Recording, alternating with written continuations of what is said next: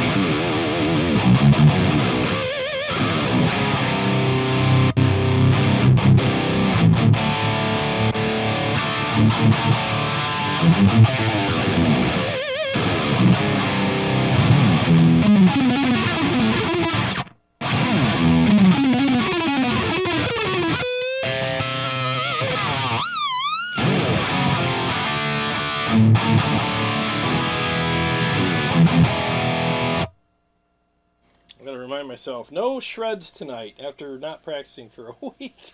Holy crap. Alright, so yeah, I think that spiking the tone knob right here gave it that extra edge that it needed to sound a little more how I like it. So, and again, for anybody just tuning in, this is all the way down on the gain. It's not 6 o'clock, okay? So it ends here. So when I turn the gain here, I'm just giving it just a nudge, you know. So, and it actually works really well. I think that particular channel jives with the amp pretty good. So, hear that? Hear the hiss? I just turned it down. That's the noise gate in the pedal. It actually works. It's not just a gimmick. It actually works really well. So that's actually a nice feature as well. All right, so let's I'll screw around with the tone knob again, and then I'll switch to the blue channel and see what that's like.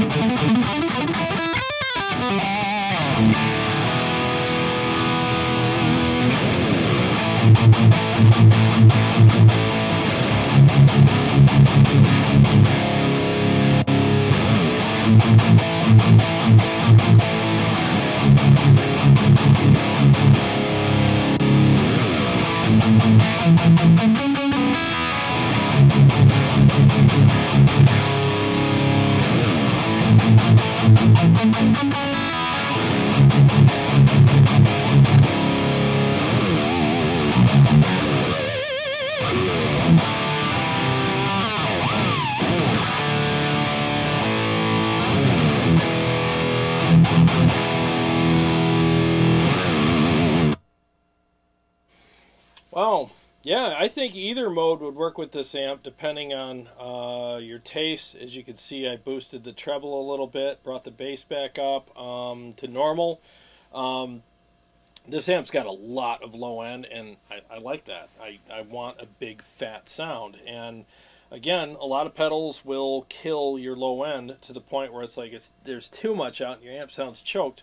With this one, with the EQ, you can add it back in on the blue mode, which is right here, and it really does give you that fullness, and it changes the tone a little bit. The funny thing about the Driftwood is Merrick, when he built this amp, he built it with a built-in TS9 circuit, and I think he built the amp to sound great with an overdrive. A lot of companies don't do that. I mean, they don't consider building an amp for people to use an overdrive with. Some of these companies are like purists, like, oh, we don't want you to plug any pedals into our amps. Like, what the hell, man? I'm not saying but there are companies out there that just, they don't really think about, they don't leave you room for sculpting with an overdrive, where this amp definitely does. That's why he built the circuit in there. So there is a TS9 circuit in there.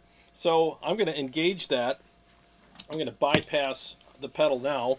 I'm going to engage the TS9 circuit now in the amp and see what that sounds like in comparison to the green, which is the classic on the pedal.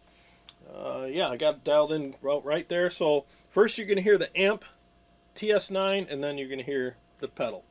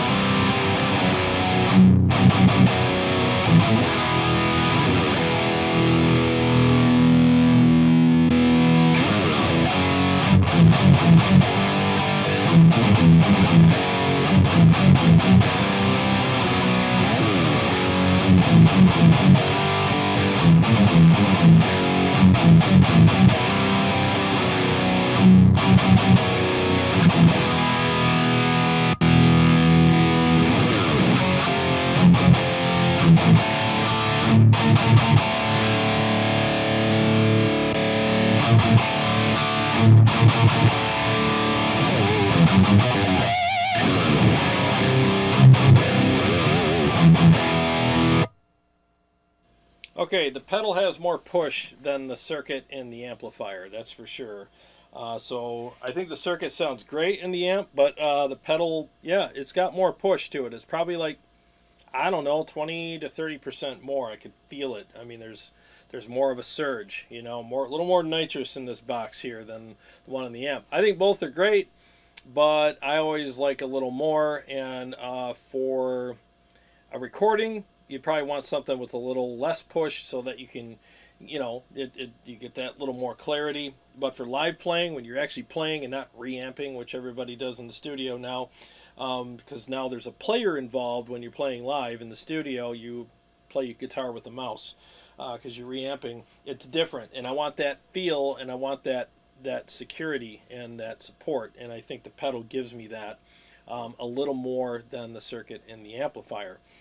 So yeah, I think the blue or green would work with this amp. So let me switch over to the blue and see what it'll do here.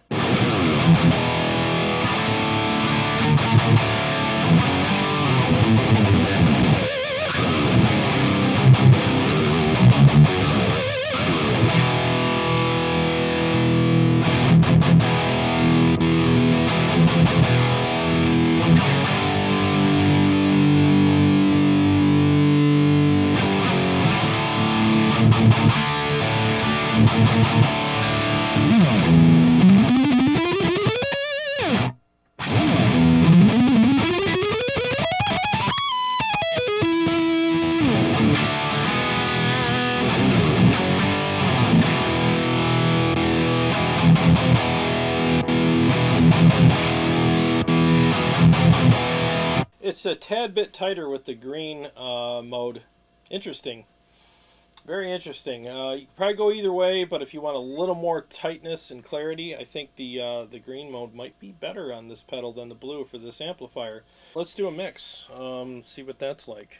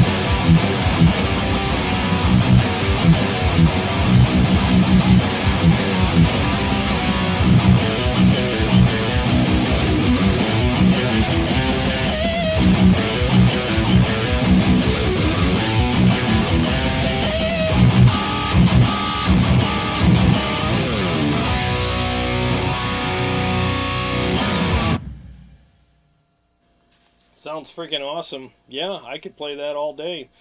Yeah, I think either mode would work on this. So if I was recording, I would definitely use the green mode. And if I was playing live and maybe doing a lot of solos and stuff, maybe the blue would give me that extra push that I needed. Some amps you got to be careful with that extra push, and this is one of them. It can get a little muddy with too much push. So I would let me try that. Let me go to the blue mode and back it down a little and see what that's like. 1 second.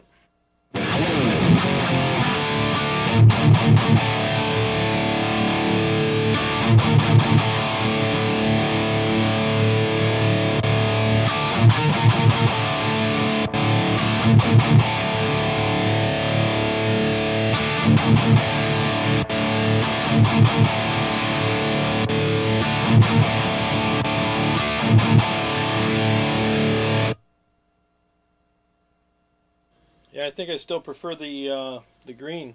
It had that bite, that extra attack that I like. So yeah, for me, green mode.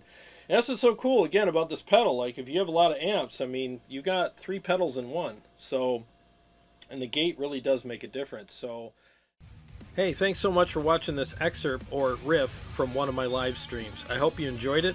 And if you want to watch this episode in its entirety, feel free to click the link below in the description. And while you're there, feel free to skip around in the episode by utilizing the timestamps that will be provided in the description. And to all my subscribers, thank you so much. And don't forget to hit that subscribe button so you don't miss any of my episodes or live streams.